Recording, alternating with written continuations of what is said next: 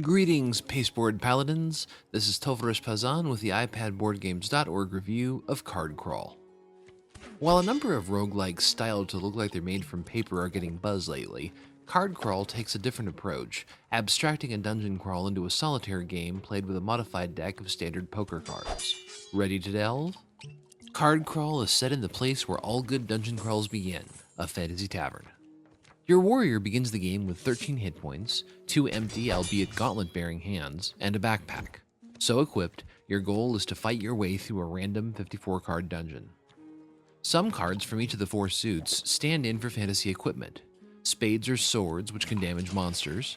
Clubs or shields, which reduce the damage they deal to you. Hearts are potions of healing, and diamonds represent loot.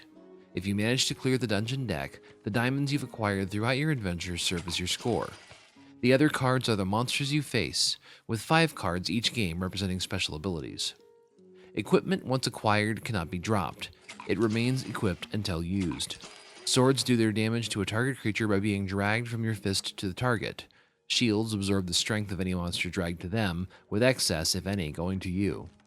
An open hand is necessary to utilize a potion. Wealth can be placed either in your hands or your pack, but will remain in that slot until you've cleared 3 cards from the tableau.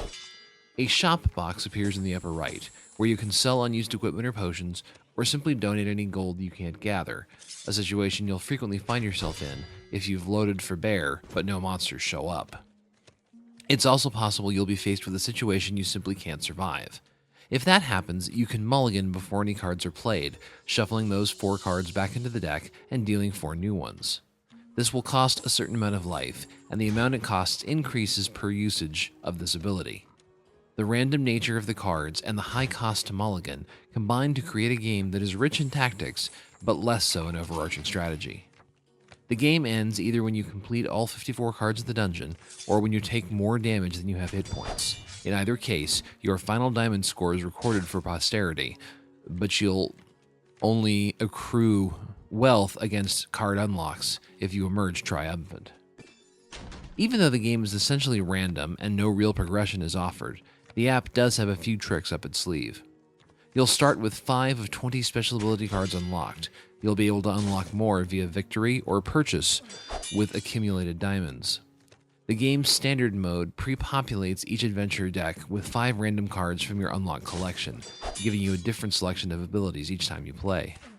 The game also offers a constructed mode, which allows you to specify which 5 cards to preload.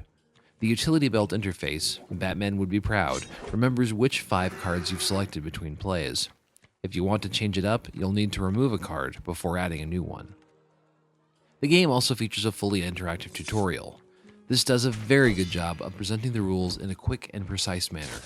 This is fortunate since the complete lack of any sort of multiplayer means the AI is your only option, and since the game is random, it isn't so much an AI as it is the fickle finger of fate. Well, there are leaderboards, but the scores seem a little, off. The nature of a game designed for solitaire play is necessarily different than one designed to accommodate more. To that extent, Card Crawl captures the roguelike computer games that are likely its inspiration quite well. The app is elegant and well presented, with intuitive controls and a consistent interface. We have found the touch zones to drop cards can be a little fiddly, but nothing that can't be overcome with patience. It's a quick game that is well suited to mobile, and we can imagine this one living happily in the bathroom break folder on many devices. The random nature works against it long term, however.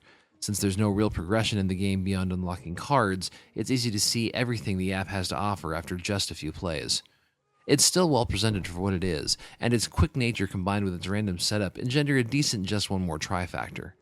At least until you've seen all it has to offer. This is a fun, light game, but we can't see it holding long-term appeal.